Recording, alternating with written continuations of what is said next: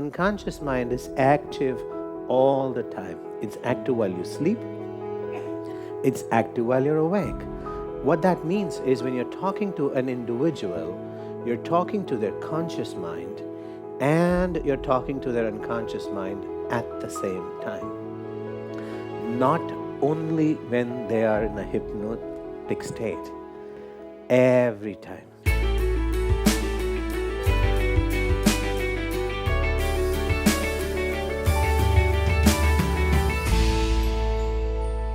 It's easier to put a person to sleep than to get involuntary responses.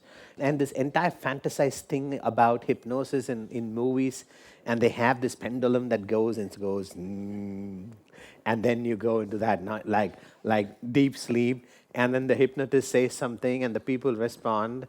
You know, that's not as useful as your ability to work along with the unconscious mind. In fact, that's why for most people, I'm very happy that you didn't go to sleep, and yet your unconscious is able to respond with involuntary signals. And that, I think, is a higher level of trance, where your conscious mind can be aware, and yet your unconscious can be in charge of what is going on at that moment.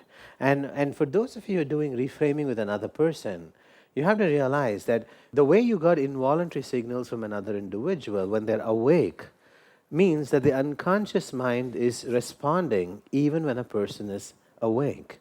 And I think you have to get out of that myth that, that someone has to go into an subconscious, deep hypnosis for the unconscious mind to respond. And thankfully not, because otherwise we wouldn't have learned anything we have learned. We have conscious learning, we have unconscious learning. The things that you learn consciously become unconscious at some point, like walking, like riding, like driving, like, so many things that you do in life. At one point you had to put conscious effort, and then it becomes unconscious. You don't pay attention to it, and it just happens. And your unconscious mind is active all the time. It's active while you sleep. It's active while you're awake.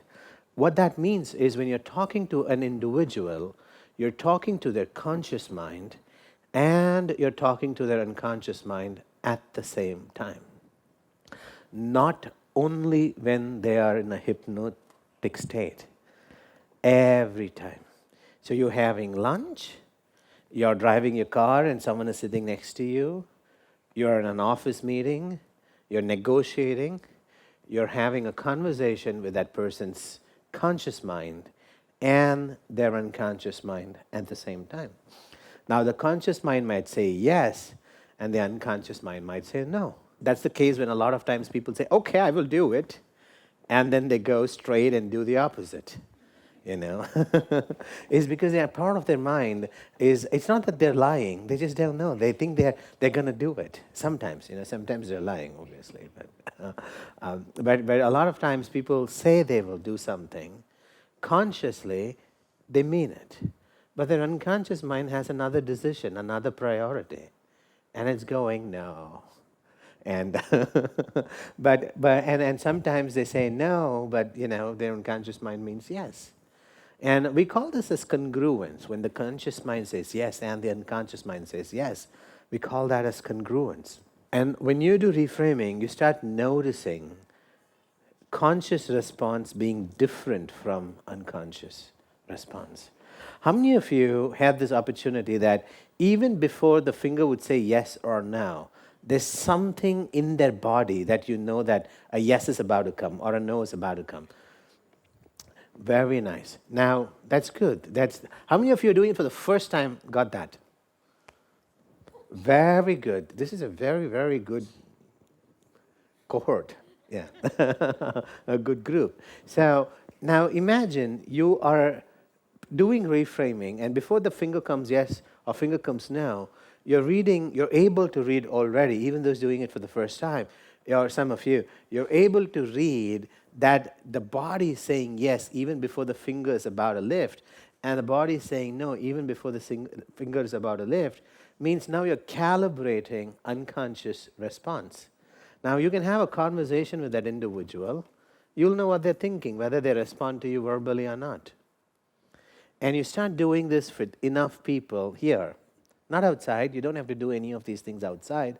You do enough of this here.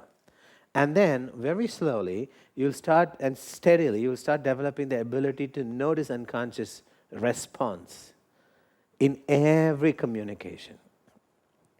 And then you're like a step ahead, And this is the interesting thing, A lot of times when the unconscious response is different from the conscious response, the person, they don't themselves know it.